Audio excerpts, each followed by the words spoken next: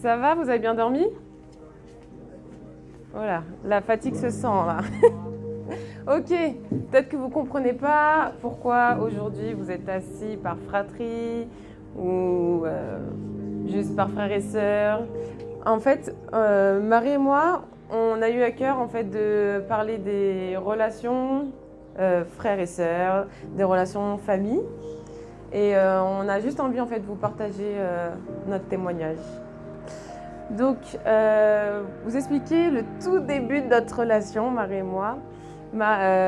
Donc, je suis plus grande que Marie, de 2 ans.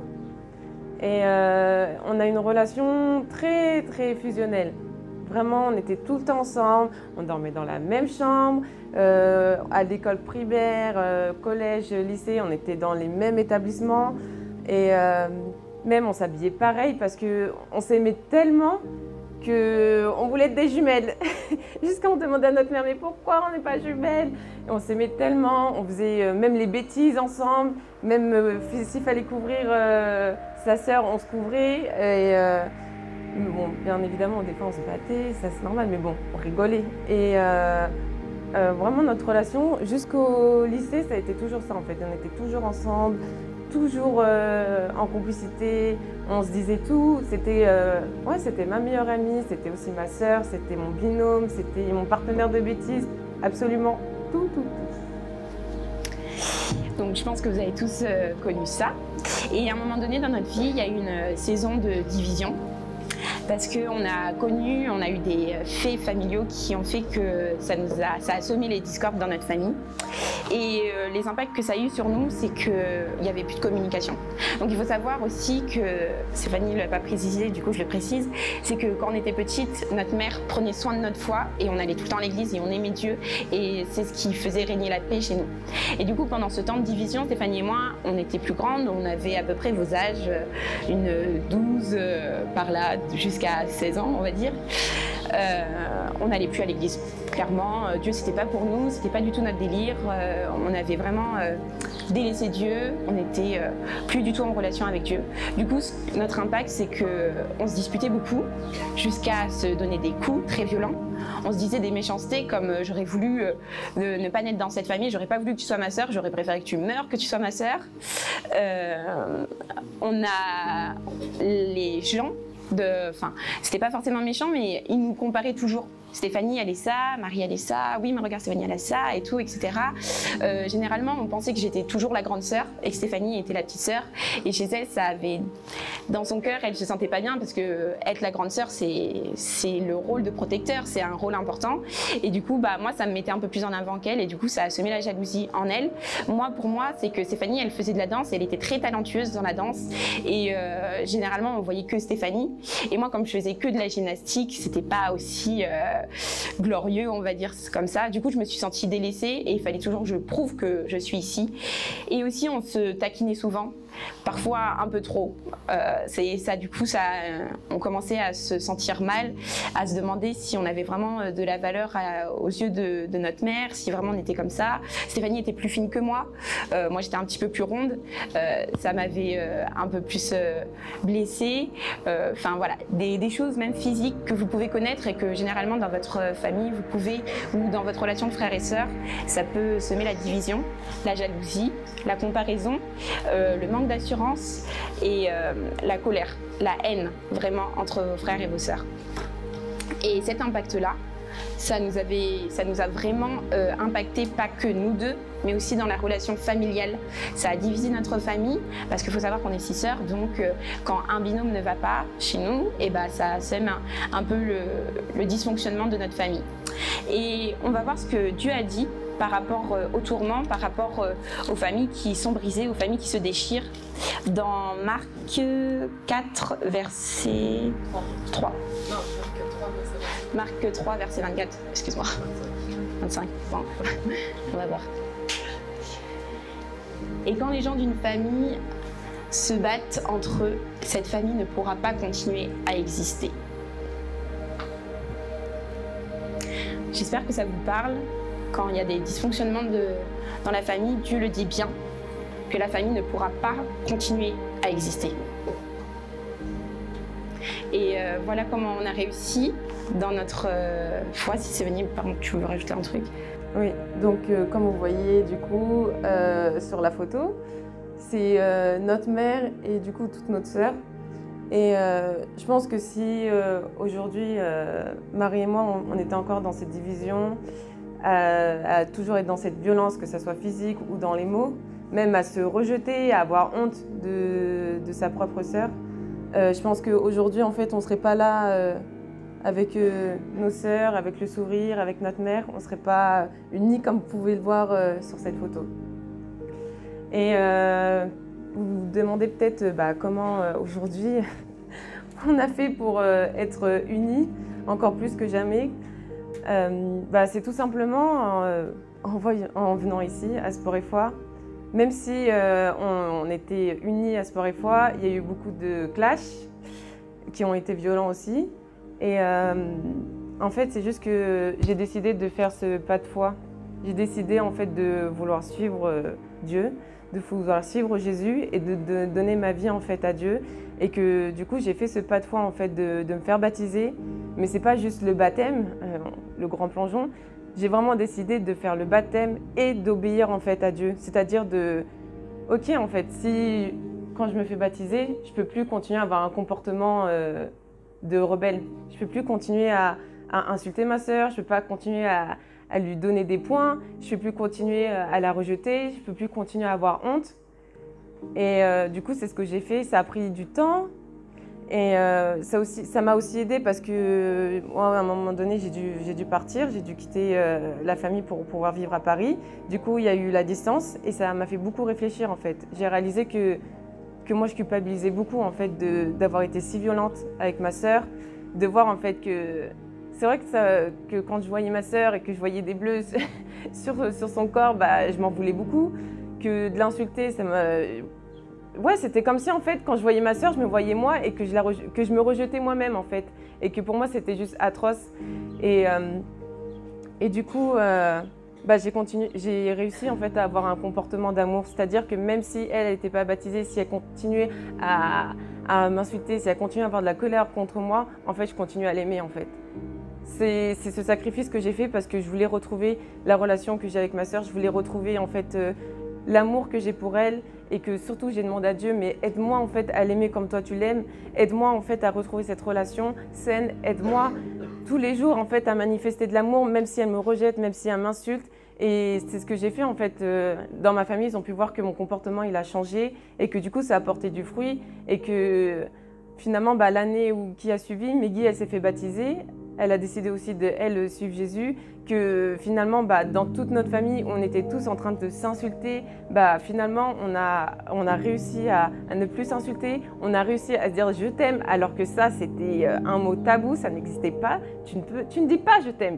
La personne sait qu'elle t'aime, mais tu ne dis pas je t'aime. Ça c'est pas possible. Et on a réussi à faire ce pas en fait, à se dire oui je t'aime, et aujourd'hui on arrive à se dire je t'aime tous les jours. Et on n'a plus honte en fait et on ne cache pas. À se faire des câlins, ça c'était une horreur, c'était mais qu'est-ce que tu fais? Et puis il y a ton corps qui se bloque comme ça, tu fais ah, ou soit la petite tape dans le dos, allez vite. Et maintenant aujourd'hui, on se prend dans les bras, que ce soit avec nos parents, que ce soit entre nous.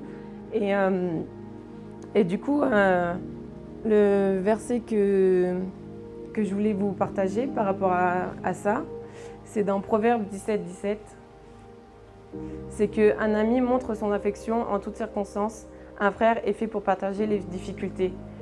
Et je voulais vraiment vous dire que, j'avais réalisé en fait qu'avec mes amis, j'avais jamais de problème. En même temps, c'est un peu normal parce que je choisissais mes amis. Quand ça va plus avec quelqu'un, tu t'en vas, c'est fini, ciao. Alors que la personne de ta famille, tu la choisis pas. Tu es condamné en fait à être là avec elle tous les jours, tout le temps, tu es lié à elle en fait. Et finalement, j'ai réalisé que la personne la plus fidèle, c'était ma sœur et c'était pas mes amis. La personne avec qui, dans mon cœur, j'avais envie de me confier, c'était ma sœur et c'était pas mes amis. La personne qui me connaissait le plus, c'était ma sœur et c'était pas mes amis. La personne qui pouvait me protéger, c'était ma sœur et pas mes amis. Et finalement, j'ai demandé pardon à Dieu. Je me suis pardonnée aussi et je lui ai demandé pardon. Et il y a vraiment ce poids, cette culpabilité qui est vraiment tombée. Alors du coup, de là, Stéphanie vous a dit qu'elle s'était convertie et pas moi. Moi, je suis restée dans mon milieu, donc c'est normal que Stéphanie, c'était dur pour elle parce que moi, j'ai gardé la même attitude qu'avant, celle de rejet, celle que je préférais être avec mes amis, mes fréquentations, mes amoureux de l'époque. Et je rejetais vraiment toute envie d'être avec ma famille et être avec Stéphanie. Mais j'ai été vraiment impactée par son amour. Parce que sachez que quand vous vous convertissez, quand vous donnez votre vie à Dieu, c'est pas seulement votre vie qui change, c'est toute votre famille, votre foyer, votre entourage. Vous avez un impact très, très important. Ne le négligez pas. Du coup, Stéphanie, elle m'a renvoyé tout cet amour et moi, je l'ai accepté. Quand moi, je répondais par des points, elle me répondait avec des câlins. Quand moi, je répondais avec des mots vulgaires, elle me répondait en me bénissant, en me disant « Marie, t'es une super sœur. Marie, t'es super belle. Marie, t'as vu comment t'es talentueuse à la gym. Marie, t'as vu, tu fais ça, tu fais ci. » Et pourtant, moi, je la rejetais.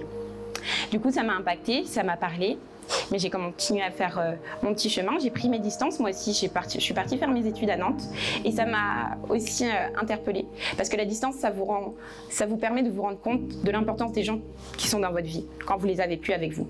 Quand j'ai fêté mon 20e anniversaire, j'étais toute seule dans ma chambre de 9 mètres carrés et je me suis rendu compte que je suis toute seule et que j'aurais préféré passer mon anniversaire avec mes sœurs, au moins avec mes sœurs.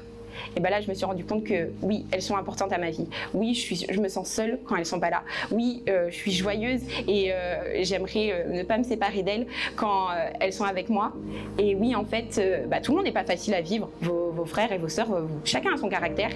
Mais il faut se supporter, comme dit Dieu. Il faut s'aimer, il faut se supporter et il faut se pardonner quand il y a des choses qui ne vont pas.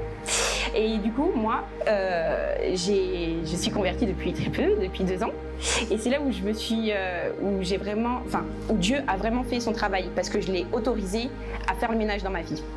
Du coup, toute la haine que j'avais, toute la colère que j'avais, toute l'envie d'injustice, de comparaison, etc., Dieu l'a balayé, l'a ôté. Les chaînes ont été brisées, la colère a été effacée et moi j'ai pu me rendre compte vraiment de l'importance que ma sœur avait, que ma famille avait. Parce que j'ai négligé ma famille pour valoriser mes amis, alors que mes amis aujourd'hui, la plupart ils sont plus là, je vous le dis, direct. Mais ma famille, elle est toujours là. Elle est toujours là, elle est toujours présente. Ils m'ont jamais lâchée. Et du coup, Dieu a vraiment fait ce travail à nettoyer en moi, a vraiment fait couler la grâce sur ma vie et je n'ai plus eu honte de ma sœur, je l'ai vraiment aimée, je l'ai vue comme Dieu l'a vue, comme Stéphanie a dit, je l'ai aimée comme Dieu l'aime. Et je vais vous témoigner de ce que, je vais vous dire ce que Dieu dit dans Ecclésiaste 4:17. On peut attaquer facilement celui qui est seul, mais 2 personnes peuvent résister. Une corde tressée de plusieurs fils ne casse pas facilement. Donc dans ce verset, Dieu parle vraiment des relations, quelles que soient. Relations cousin-cousine, relations femme et mari, relations frères et sœurs. Dieu parle vraiment de cette corde. Et cette corde qui ne casse pas, c'est celle de Dieu. Quand vous remettez Dieu au centre, parce que vous avez bien vu qu'il y a eu vraiment un acte d'aller vers Dieu pour restaurer les cœurs brisés, pour restaurer les relations brisées, et bien nous on a fait cet acte et Dieu nous a entourés de ce fil qui ne casse plus. Même si parfois on peut se prendre la tête, Stéphanie et moi, on sait qu'on s'aime toujours et on sait qu'on va aller se pardonner. Même si on va avoir un temps où on ne va plus pouvoir se parler, on reviendra. Parce que Dieu il est là et Dieu c'est ce fil qui ne casse pas. Et du coup, on peut vous dire qu'aujourd'hui, ça se passe très bien entre elle et moi. Elle habite à Paris, j'habite à Dijon. On s'appelle souvent. Elle vient chez moi et Stéphanie, ça a été mon témoin de mariage. La fille avec qui c'était ma sœur, du coup, avec qui ça se passait très bien. Et après, ça a été brisé où c'était ma pire ennemie. Aujourd'hui, je l'ai prise pour mon témoin de mariage. Il y a un témoin de mariage, vous verrez ça plus tard, mais c'est super important.